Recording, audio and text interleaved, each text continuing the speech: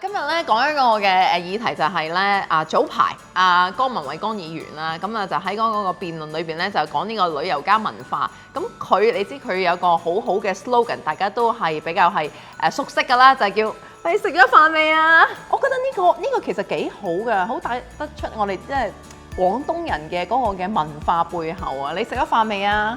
其實呢樣嘢其實都幾有溫度嘅問候嚟嘅，有陣時大家即係可能啲老人家會見到覺得，喂，你食咗飯未啊？我答咗一句話食咗啦，唔該。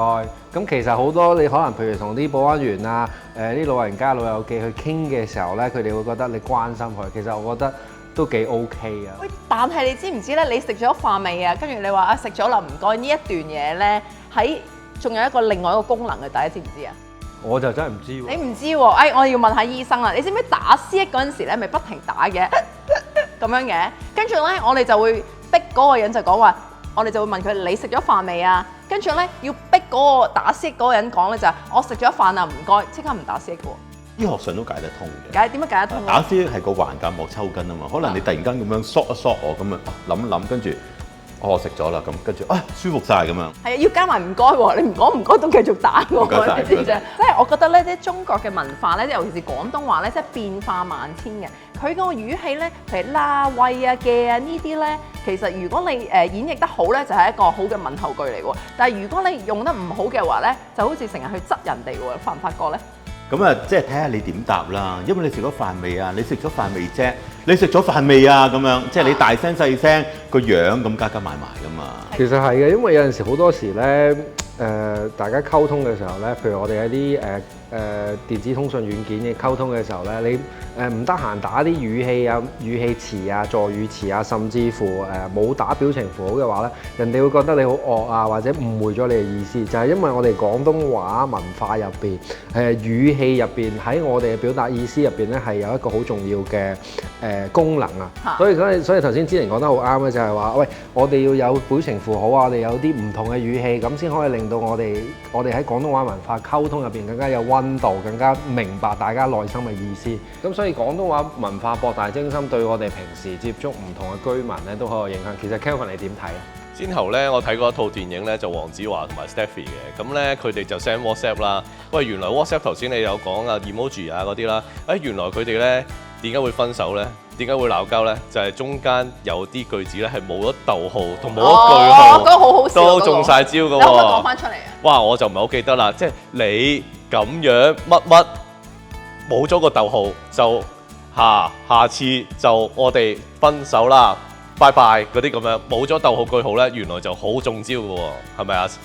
趙生，不過係啊，其實我哋做醫療咧都好多呢啲問題發生嘅，因為咧我哋平時啲病人睇醫生咧，有時嗰個溝通咧，即係未必係打字啦，咁口講咧都會製造好多問題。其實我哋醫學院咧細細個咧已經教啲醫學生咧溝通嚇，咁用廣東話、用英文、用普通話都係咁樣嘅。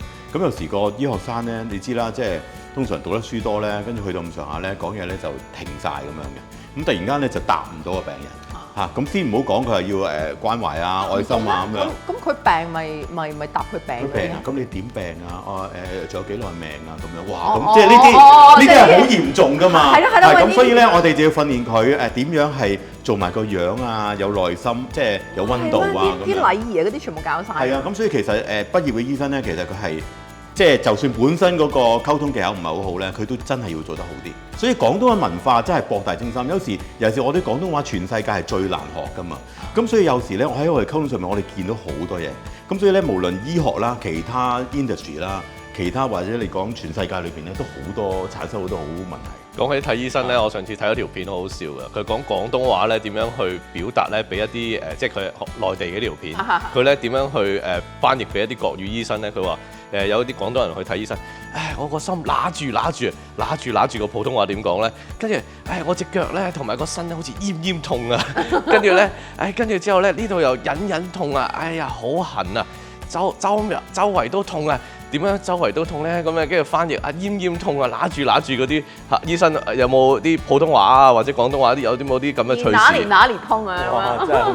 真係要用呢啲 Apps 先至可以傳遞。不過任何國家語言都係咁樣嘅咧，一定要係要識得收尾啊！嗰啲語氣又係好緊要㗎，係咪啊？咁啊，芝玲，我又想問下你做教育㗎嘛？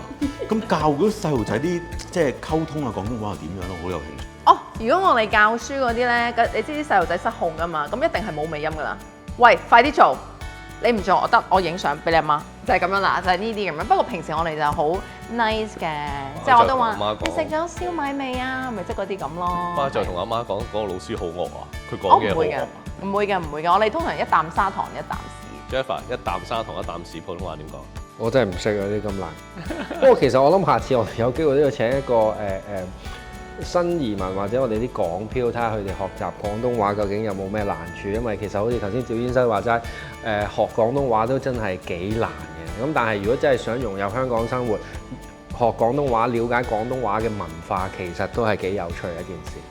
嗱，所以咧，我哋咧真係好幸福嘅，一出世咧就學咗廣東話。你知唔知廣東話咧係早排聯合國裏邊講咧，就係最難嘅語言就係廣東話，第二同第三咧就係呢個俄羅斯咧同埋阿拉伯話啊。所以咧，我哋一出世已經學得最難嘅語言啦，跟住之後咧順勢就學下英語，學下其他嘢啦，係咪？